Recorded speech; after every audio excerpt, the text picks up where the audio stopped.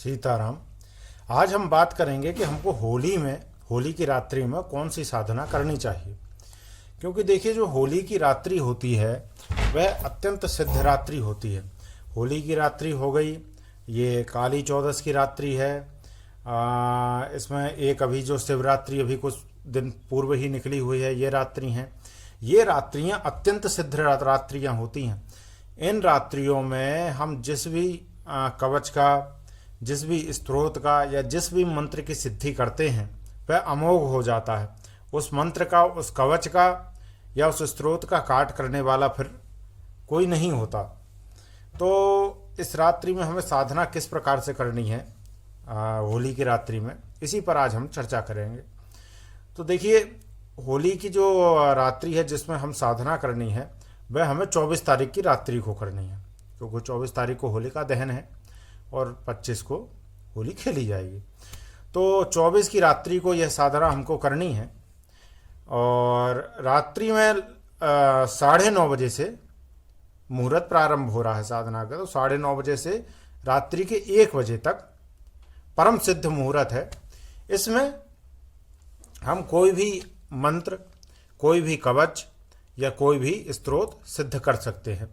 अब हमें क्या मंत्र करना चाहिए, क्या कवच करना चाहिए, क्या स्तोत्र करना चाहिए। देखिए, एक तो शिवरात्रि पर महादेव का अत्यंत शक्तिशाली मंत्र उसमें लिखा हुआ है, वो दिया हुआ था। आप चाहें तो उसकी सिद्धि कर सकते हैं।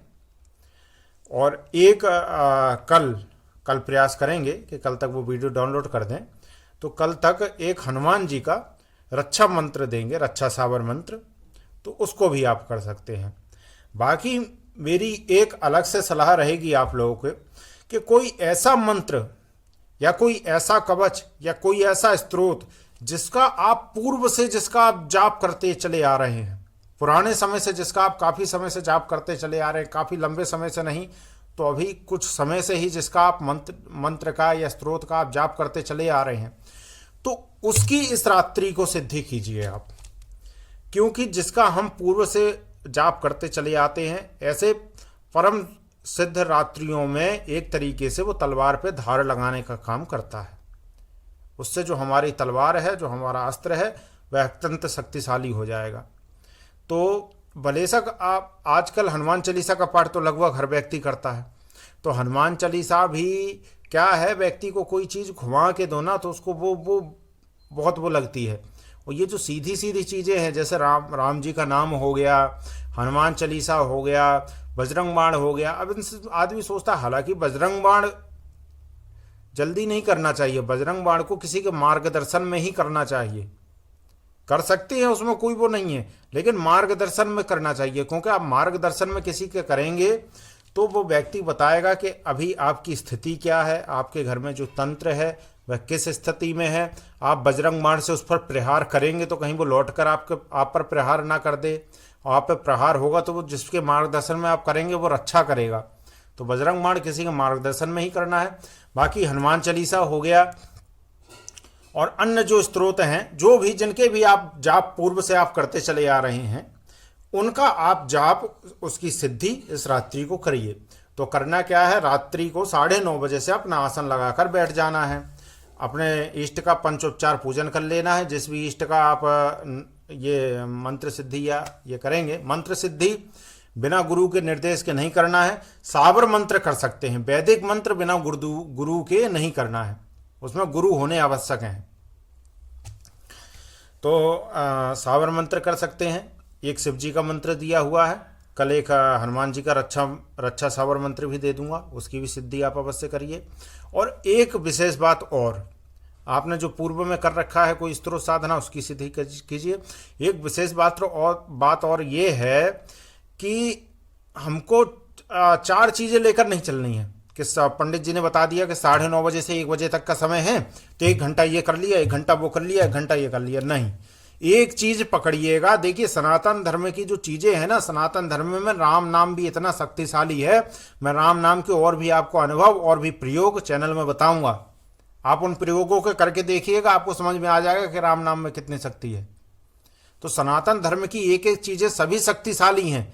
कोई भी चीज किसी में भी, प्रत्येक स्त्रोत से, प्रत्येक आप हनुमान चालीसा से भी सारे कार्य अपने सिद्ध कर सकते हैं, मात्र हनुमान चालीसा से। और ये हनुमान चालीसा मैंने मात्र कह दिया, वो मात्र नहीं है, अनंत है। हनुमान चालीसा का कोई तोड़ नहीं है।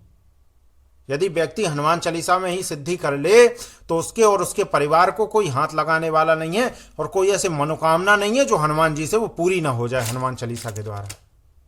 इतनी शक्ति है। उसके भी प्रयोग हम बताएंगे। तो किसी एक चीज को पकड़ के चलना है, एक चीज को पकड़ के चलना है।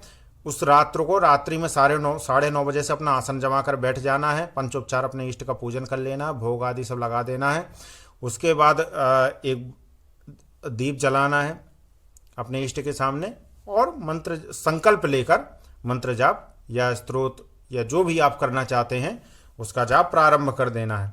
9:30 बजे से रात्रि 1 बजे तक, या आपसे ना हो पाए, जितना सामर्थ्य हो पाए उतना कीजिएगा, परंतु जिससे हो सके बस 9:30 बजे से रात्रि 1 बजे तक कीजिएगा ही कीजिएगा। एक चीज को पकड़ के बैठिएगा, अलग अलग चीज को नहीं पकड़ना है। देखिए 2 नाव हैं, अब हमें लग रहा है कि इस पे सवार हो जाए, इस पे, बोले नहीं पंडित जी हमको तो दोनों पे सवार होना है। एक टांग इस नाव पे रख ली और एक टांग इस नाव पे रख ली, तो आप कहाँ जाएंगे? जब वो दोनों नाव अलग अलग दिशा को होगी तो आप वहीं गिर पड़ेंगे, कहीं नहीं पहुंचेंगे।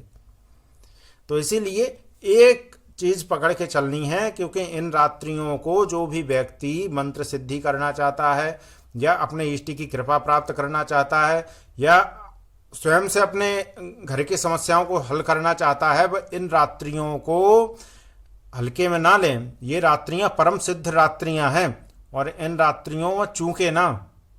आसन जमा कर बैठ जाइएगा 9:30 बजे से, और रात्रि 1 बजे तक अपना जो भी आपको करना है वो आप कीजिएगा। एक शिव जी का मंत्र दे ही रखा है, कल एक हनुमान सावर मंत्र दे देंगे। ठीक है।